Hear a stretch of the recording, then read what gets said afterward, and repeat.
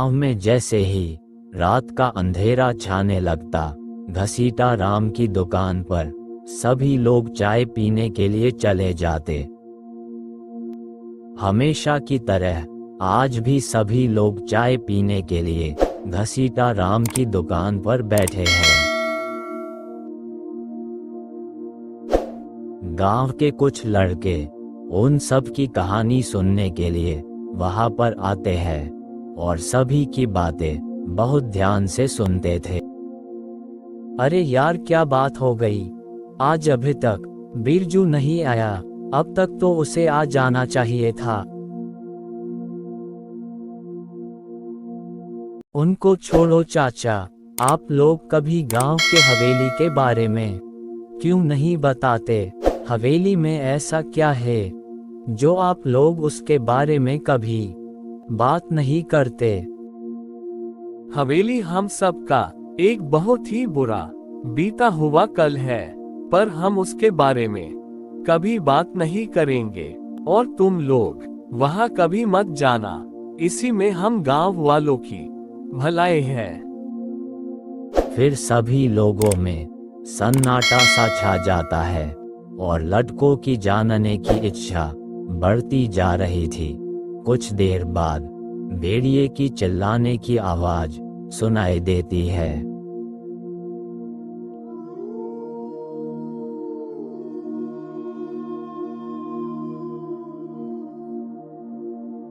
फिर कुछ देर बाद बिरजू आता है और लड़कों के पास बैठ जाता है।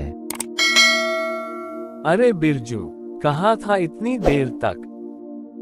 फिर बिरजू सहमा सा बोलता है, आज मैं गांव के पुरानी हवेली की ओर गया था। मैंने वहां पर कुछ अजीब सा महसूस किया। मुझे लगा जैसे वो अब वापस आ गई है। वह औरत थी या कुछ और, पर मैंने हवेली में उसे घुसते हुए देखा। बिरजू की बात सुनकर लड़कों को उसकी बातों पर यकीन नहीं होता। तभी प्रभास बोलता है, क्या बोल रहे हो बिरजू चाचा? भला कई सालों से हवेली सुनसान पड़ा हुआ है। उस भूतिया हवेली में भला कौन जाना पसंद करेगा? तभी जोर जोर से जानवरों की डरावनी आवाजें सुनाई देती है।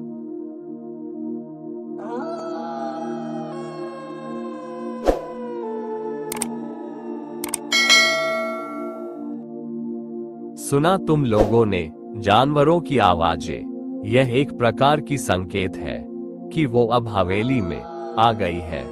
अब गांव वालों को हवेली की ओर जाने से बचना होगा। उन सब की बातें लड़कों को समझ में नहीं आती। तभी जग्गू बोलता है, कौन हवेली में थी? कौन आ गई है? आप लोगों की बातें कुछ समझ में नहीं आ रही है चाचा। कुछ विस्तार से बताइए हम लोगों को। तभी गजोधर लड़कों को कहानी सुनाने लगता है। कई साल पहले ये गांव पहले रामगढ़ के नाम से जाना जाता था। यहाँ के राजा इंद्रवर्मा बहुत ही क्रूर शासक थे, पर उनके राज्य की जनता बहुत खुश थी। इंद्रवर्मा की एक पुत्री थी जो राजकुमारी चंद्रकला के नाम से जानी जाती थी। उसकी खूबसूरती के किस्से पूरे राज्य तक मशहूर था। राजकुमारी पड़ोसी देश के राजकुमार से प्रेम करती थी। रात को राजकुमार राजकुमारी से मिलने के लिए सुरंग के रास्ते से महल में आता था। राजकुमारी की सखियां राजकुमार का पूरा सहयोग करती थी। राजा के गुप्तचरों ने उन्हें एक दिन राजकुमारी से मिलते हुए देख लिया था। महाराज, ये आपके राज्य के सुरक्षा के लिए बहुत बड़ा खतरा है। धीरे धीरे सुरंग का रास्ता अब सभी लोगों को पता चल जाएगा। इससे बहुत ही आसानी से आपके राज्य पर हमला हो सकता है। राजा इंद्रवर्मा बहुत गुस्से में होते हैं, राजकुमारी के सहेलियों को जिंदा आग में जला देते हैं।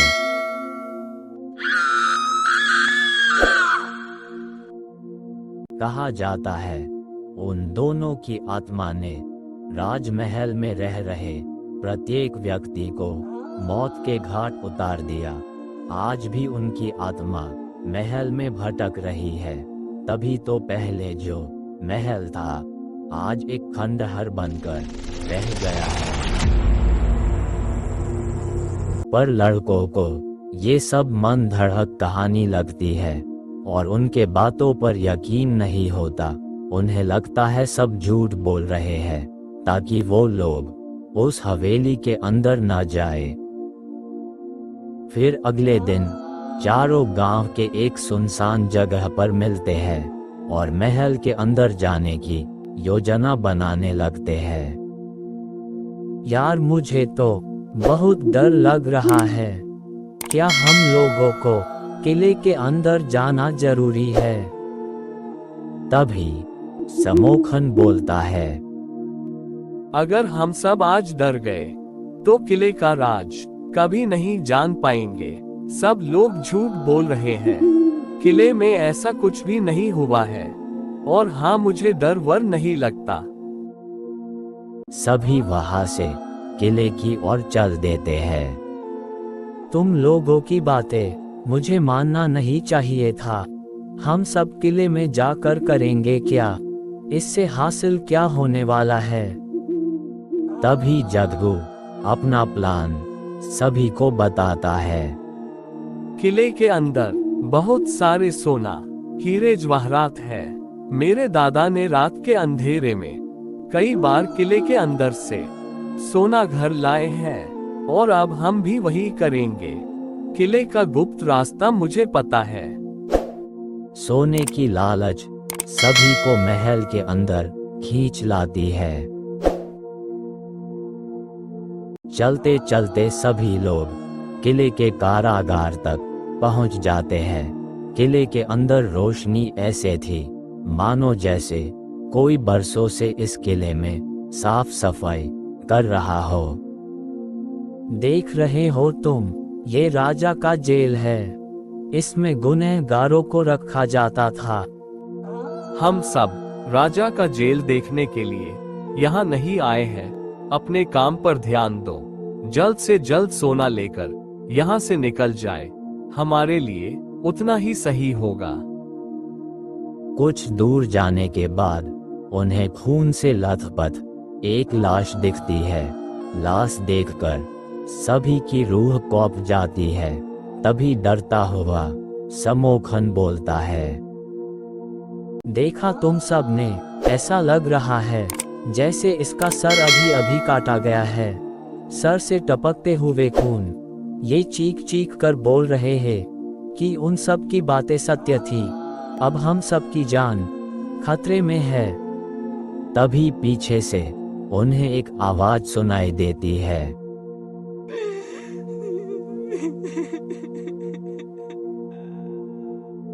कोई रो रहा है। लगता है किसी मुसीबत में है। हमें उसकी मदद करनी चाहिए। सामने एक लाश पड़ी हुई है। किले से बाहर निकलने के बजाय तुझे मदद करने जाना है। तू जा मदद करने। हम लोग घर जा रहे हैं। सभी किले से बाहर जाने के लिए वहां से चल देते हैं। कुछ दूर जाने के बाद सभी रास्ता भूल जाते हैं। यहाँ तो बहुत सारा रास्ता है। अब हम आगे कौन से रास्ते से बाहर जाएंगे? तभी उनके पीछे से कोई चीज बहुत तेजी से गायब हो जाती है। वो क्या चीज था? अभी अभी कुछ तो गया है यहाँ से। डर के मारे उनके चेहरे से टपकते हुए पसीने जमीन पर पानी की तरह गिर रहे थे। फिर उन सब के सामने चुड़ैल आ जाती है और जोर जोर से चिल्लाने लगती है, उसका चेहरा इतना भयानक था कि सभी डर के मारे यहाँ वहाँ भागने लगते हैं। प्रभास और सुख हुआ तेजी से भाग रहे थे। कुछ दूर जाने के बाद वो एक ऐसे कमरे में घुस जाते हैं जहाँ आगे जाने का रास्ता ही नहीं था। फिर वहाँ पर चुड़ैल आ जाती है और उन सब की सांसें हमेशा के लिए उस कमरे में बंद हो जाती है।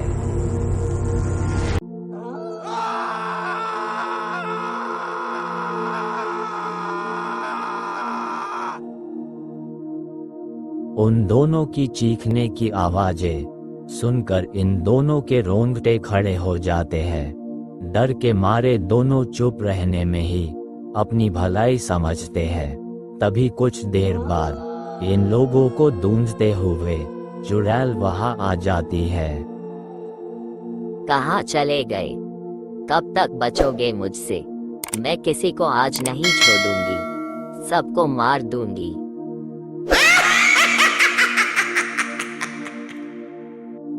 चुड़ैल की बातें सुनने के बाद दोनों हताश मन से वही रात बिताने का फैसला करते हैं। तभी घसीटाराम बोलता है, देखो चुड़ैल चली गई है।